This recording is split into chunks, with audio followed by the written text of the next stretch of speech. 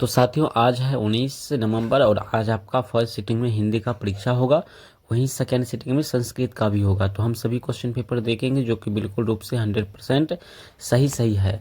तो बिल्कुल रूप से ओरिजिनल प्रश्न हम आपको देने जा रहे हैं। आप लोग बिल्कुल रूप से ओरिजिनल प्रश्न देखेंगे। विषय कोड यहाँ पर आप लोग देख सकते हैं 101 है और यहाँ पर आगे हम सारे प्रश्न को बताएंगे आपको। हिंदी है, आज आपका हिंदी का परीक्षा होने वाला है। 100% यही ओरिजिनल प्रश्न है और अभी जो है कन्फर्म हो गया है कि यही है।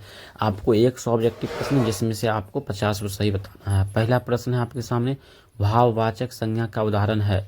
तो मेरे भाई भाववाचक मतलब जिसको हम लोग स्पर्श नहीं कर सकते हैं, छू नहीं सकते हैं, तो ऐसा चीज़ जो है आपका वो आपका केवल मित्रता ही हो सकता है। ठीक है, तो आंसर जो सही चला जाएगा पहला नंबर प्रश्न का, वो ऑप्शन कहाँ चल जाएगा? तो ऑप्शन नंबर ए की ओर चला जाएगा। जिसको हम छू नहीं सकते हैं, स्पर्श नहीं कर सकते हैं, इसी को कहते हैं भाववाचक संज्ञा। तो ऑप्शन ए आपका।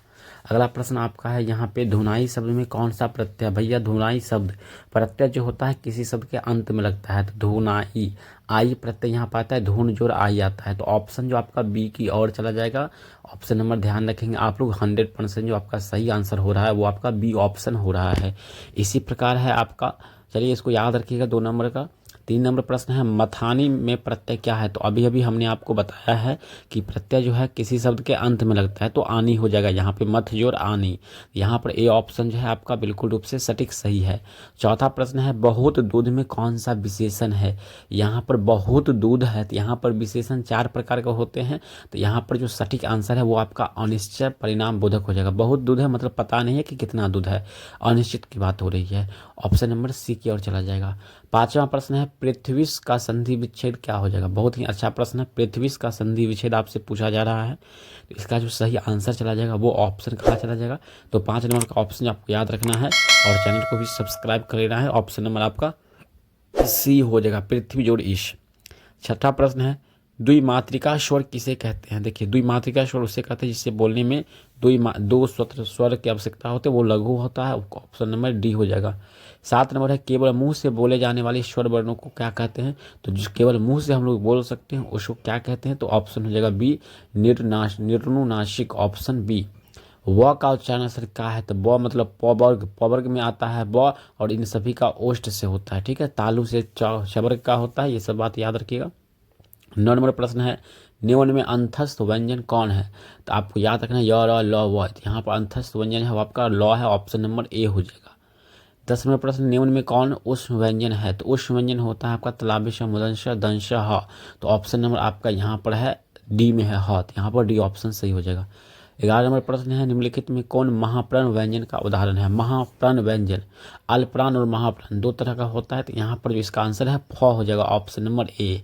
वसुधा प्लस एव पदों की संधि विच्छेद करिए, यानी वसुधा में एव जुड़ जाएगा तो क्या हो जाएगा? वसुदेव हो जाएगा। ठीक है, ऑप्शन ए हो जाएगा वासुदेव।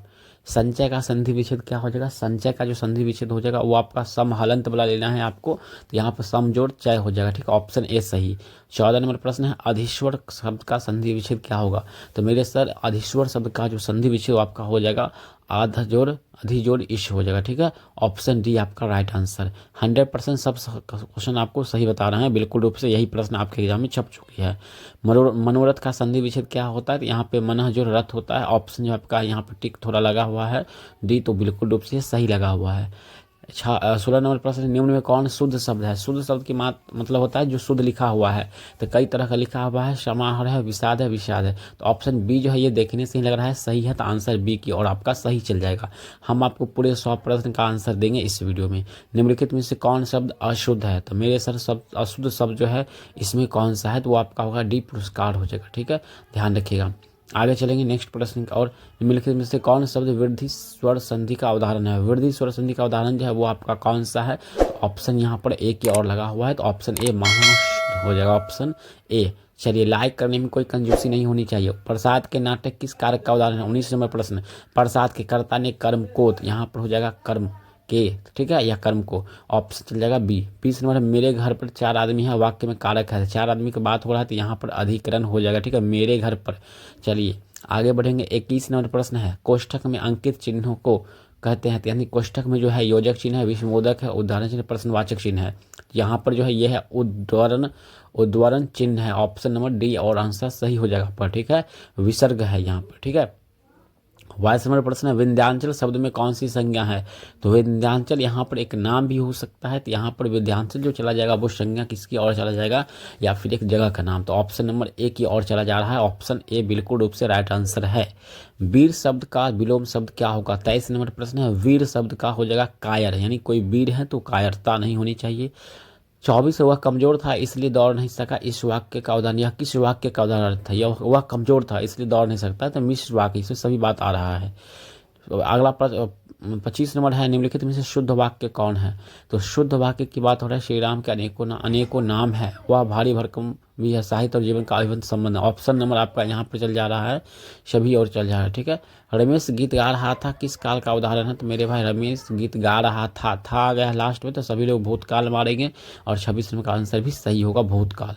मैं पढ़ रहा हूँ किस काल का उदाहरण है? मैं पढ़ रहा हूँ, ये काम वर्तमान में जारी है, लेकिन कौन सा वर्तमान है? तो तत्कालिक वर्तमान।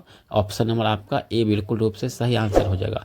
28 नंबर प्रश्न है, पाठक शब्द का बहुवचन क्या होगा? पाठक का अवर्ग आ रहा है, तो पाठक गण हो जाएगा, ऑप्शन नंबर सी आंसर बिल्कुल सही है।